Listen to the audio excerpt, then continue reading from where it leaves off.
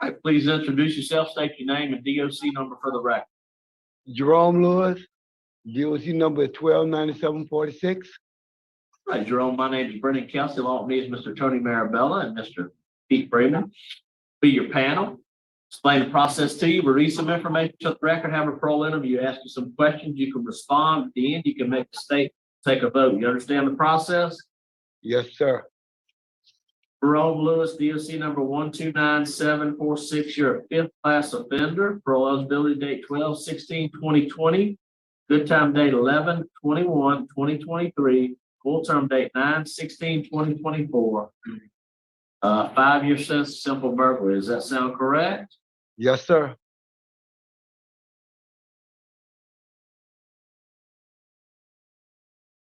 Okay. How old are you? 56. I mean 62. 62. It had to be 62. I mean, I'm sorry. It had to be 62. I mean, you no way 50, right? I'm sorry. I apologize. He said time stop prison. That's right. Tell me, do you have a GED or high school diploma? No, sir. Have you? What grade did you drop out of school in? 11. Why did you drop out of school? That's a good answer. That I really couldn't answer, but that is a good answer. I really don't know. But good question, but you can answer it. Tell me, so were you doing drugs and alcohol? Were you just cutting up? And what would you think? No, I wasn't doing drugs, period, at that time. So no, I wasn't doing drugs. But I had been running the street. So I know it's not what you're probably looking for, but yeah. Well, tell me what, so you tried to get your GED while you've been there? Have you tried? I tried when I was in Hunts, but they say my lack of reading was, Right. messed up. Okay, so you tried and just haven't been able to. How long have you been there at DCI? Going on 3 years, something. Okay. 3 years, about 2 months. Are you a trustee? Yes, sir. And what do you currently do for the facility? Well, right now I'm working at Bienville. I do waxing and the floors and stuff. Yeah, I do the waxing and stuff on the floors in the building. Stripping and waxing. Well, if you were to be released, what you gonna do?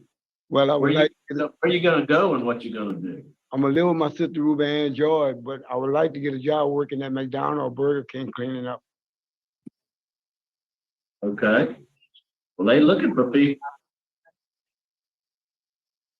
And where's your sister Ruby Ann living? She live in the 8 wall around music.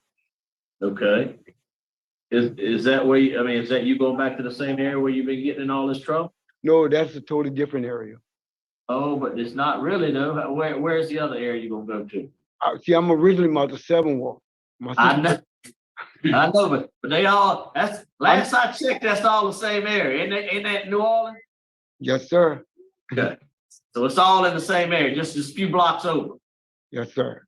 All right. So that means you're gonna go back and all them guys you're getting in trouble with, and they're gonna be calling you looking. No, sir. I done this on my own. I can't blame anybody. I gotta take charge of my own life. I done this. Well, tell me what caused you to do all this? What was it? Drugs? Was it alcohol? I mean, you're a fifth class offender, man. You've been in and out of jail for a while. Well, now, can I explain? Sure, you're a habitual offender. Right. What caused this? When I come home in 2019, I got a job working for the Mandeville store. And after I got the job, they were leasing the store to another Arab. And the owner asked me to actually help him to move some stuff off of Airline Highway. And that's how he didn't pay me, so that's how I got into what I'm into now. So you went, so he didn't pay you. You were looking to get paid. So you took some. You took it upon yourself to pay yourself. Is that what you're saying? Yes, sir. I mean, they say they want you to have, they looking for restitution for about $6,800. You aware of that? Yes, sir. A lot of money. Is that how much you took? No, sir. $6,800. No, sir. It wasn't near that much. Well, that's what they're looking for. They're looking for some restitution. That'll be something you'll have to deal with when you do get out, because you're gonna get out whether today or whether by the end of this year. You got a good time date coming up. Well, tell me what you've been doing to try to. So tell me, will you use drugs and alcohol while you're out there drinking? No, I don't drink at all. Well, you must have been doing something, weren't you? Nothing. Believe me, nothing. Nothing. Only thing I was doing when I was out there was working, and I got the job working at the French Quarter Fest. Were you ever doing drugs and alcohol? Oh, not a long time ago. A long time ago. And Because aren't you currently in the STAR program? I asked for that class because it had the crime that I've done in that class. That's why I asked for that class. I asked for it. They didn't put me in there. I asked them to get in that class because the charge that they got is in the book that I was reading in. And it was helping me, with the book. So yeah, that's why I asked for that class, because it can help me too. Sounds like that you had some type of substance abuse problem at some point, according to what I'm reading. You got a letter from your director. Yeah, because the class speak on everything. So I want to be honest with them. They say about the honesty thing. I used to smoke weed back in the day. Back in the day, I used to smoke weed. So yeah, I want to be able to get in that class and talk about that too. It's important that I talk about everything I ever done. So you smoke weed and you drink a little bit? I don't drink at all, period. I don't Did drink. you drink before? Did you drink before? Never on the street. You ain't never had a sip in your life. I never had a bottle in my life, a can in my life, never. Not liquor. I ain't never drink no kind of liquor. So you smoke dope, and what else? You do a little cocaine, or you do a little pills? Just weed. Just weed. Believe me, You ain't done nothing else. No pills, no coke, no meth, no nothing. You sure? This is time to be honest. Right now. I don't remember doing any drug besides the weed. I ain't never snorted nothing up my nose, period. This is now excuse me, can I speak, sir? Yeah. When he had first told me about the stuff that I had came to jail for, I don't remember that. I was so young. You know what I'm saying? So I probably don't remember it, but I know I never done no coke for sure. I know that for a fact. Now, some other stuff. I go look at the warden. He's like, oh no. No drugs, no nothing. Just smoking weed. Yep. You've been in there 5 times for burglary and smoking weed. Yes, sir. Such a thing that wasn't mine. And now I got old. I'm 62 years old. I ain't got time to be doing any of that. And I apologize to the man for the burglary thing, but I ain't heard nobody but me, my family, and the community. And I apologize for that. Oh, he's just dug himself such a big hole. Look at the warden's face. What I mean, you used to cut up when you were young, though, boy. Yeah, sir, that's what I was saying. That I knew sooner or later we're gonna come back to hunt me. I already know that. You know what I'm saying? I mean, you had an aggravated rape, the charge against. It wasn't prosecuted. My girlfriend. You got picked up for it. Got picked up for it, but you didn't get prosecuted. Got a lot of marijuana charges, a lot of dope. You're right. Carrying a legal weapon. Yes, sir. Just battery on a police officer. I mean, simple burglary. Lord, I can't keep looking at this rap sheet of so much. So what's gonna make me feel better that you're gonna do right when you get out? Well, due to the fact I done got older and I got a little wiser, and I got to think before I react. So yeah, I'm wanting that change.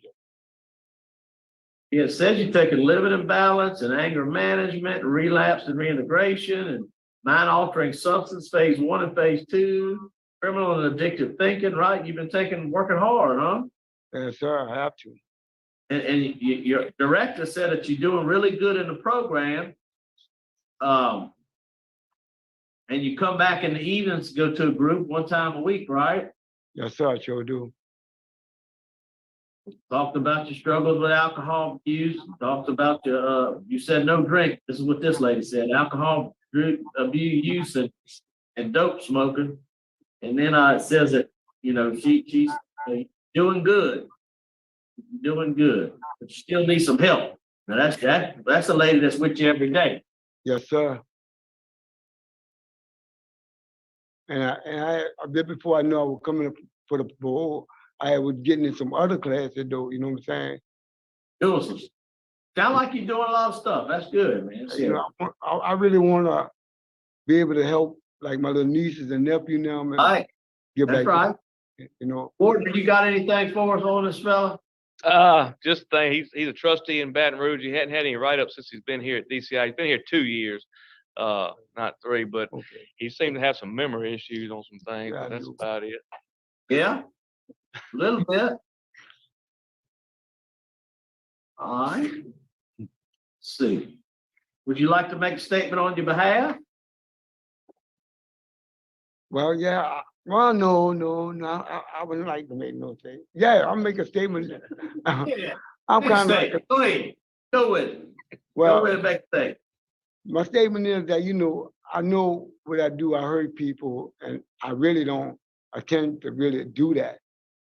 I hurt my family, I hurt friends, and I hurt the man who are the store, but I also hurt myself too because I let my community down. All right. Panel's prepared to vote. I'm prepared to vote. I'm telling you, I done listened to you. All right. I think you done confused me. We all confused. You confused, I'm confused, and Warden looked a little confused. We all look confused. But sound like you're doing some good stuff. Look, I mean, you're 62 years old. It ain't no business for you to be in jail any longer. But if you cut up again, just my vote, you're gonna be back forever. Rest of your life, you in jail forever. If you come back again, this is about your last opportunity. I'm gonna give you a chance. I'm gonna vote to grant you parole because of the comments of the warden. Your good institutional work you've done, taking a lot of classes. You're in the program now, and you're doing well with that. My vote is to grant you parole after you're released. You'll have a curfew from 10 p to 6 a. You'll go to NAAA 2 times a week. You're gonna have some random drug screens, Yes, and you're gonna report to your parole officer, and your peer support specialist from that STAR. There's somebody in that STAR program you're speaking to, right? yes, That sir. peer report to them monthly and just kind of let them know how you do. Yes, So sir. once a month, you'll meet with the peer specialist or call them, reach out, call them. You're gonna meet with your parole officer and let them know about your program and how you doing, how's the NAA going, all that stuff. Okay, I'm Yes. just one vote. I'm gonna vote to grant you. Hope I don't see you again. I hope you get it right. Yes, sir. Mr. Thank you. Freeman. I concur with Mr. Kelsey and with the same condition. All right, Mr. Marabella. Thank you. I agree with the same conditions as well. All right, 3 votes to grant. You understand the stipulations? You understand? Look, you just got confused. You understand what I told you? Yes, sir. I Sure told do. you. NAAA 2 times a week. 2 times a You week. gotta go. That's right. You gotta have random drug screens. They'll just screen you whenever. Okay. You got a curfew from 10 p to 6 a unless you're working. Now you can't be out past 10 o'clock unless you're working or at church, and you need to get with your parole officer, but you need to be home. And you report back to your parole officer and your peer specialist there and let them know monthly how things are going with you. Okay. Your drug call, drinking. All right? Yes, sir. No dope smoking, all right? Yes, sir. All right, 3 votes to grant. Parole's been granted. Good luck to you. Thank you. Gotta tell you that the warden might be good at a lot of things, but he should not be playing poker. That was he's just funny. Oh man, he's like he's staring at him, like just staring, like what are you saying, man? Like trying to use all of his mental powers to be like, be honest. Like, you're telling me you never did anything? I mean, I just like, everyone, it was such a funny hearing in a way that the parole board didn't even, want to throw the book at him. Normally, if someone was sitting there adamantly insisting on not doing those things, they would punish him for it, but he was obviously very nervous. I mean, from the beginning of the hearing, really, it set the tone. He's like, "So why did he drop out of school?" He's like, "That is a really good answer. That is a really good answer." And he wasn't even catching his own mistakes there. There was something just, just. But in all seriousness, he also leaves me with the impression that he is someone who will need a lot of help when he gets out. Like, that's someone who the parole project should be helping, but they're not going to, because it just doesn't fit under their criteria. They're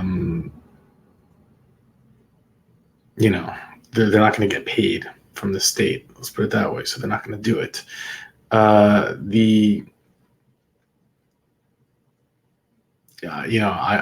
sadly do have a hard time thinking that he's going to, be able to pay his dues. I'm going to be able to follow the rules, not abscond, go to AA twice a week. It's just it's a lot of restrictions they gave him, and I just don't see him. So, it would suck for him to come back here. Man, it's, what, $6,800 a restoration is just for that. I mean, that probably seems like an insurmountable sum of money on top of all of the dues that he's going to be having to pay. And but then that having that huge rap sheet, and then the aggravated assault is that's scary. I guess that was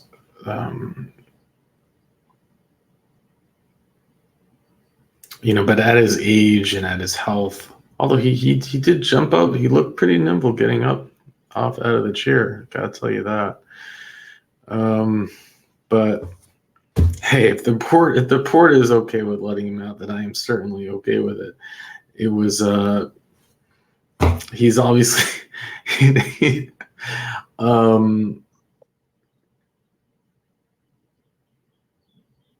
it's just, I guess it's just kind of funny. And it's like there's nothing he could have done wrong in that hearing. He was getting out regardless. That's really what it was. But maybe it's because it was very clear that he was just, well, no, we've seen 99 out of 100 where they would have just said no. But anyways, the warden's face is priceless there. With that, I'll let you go.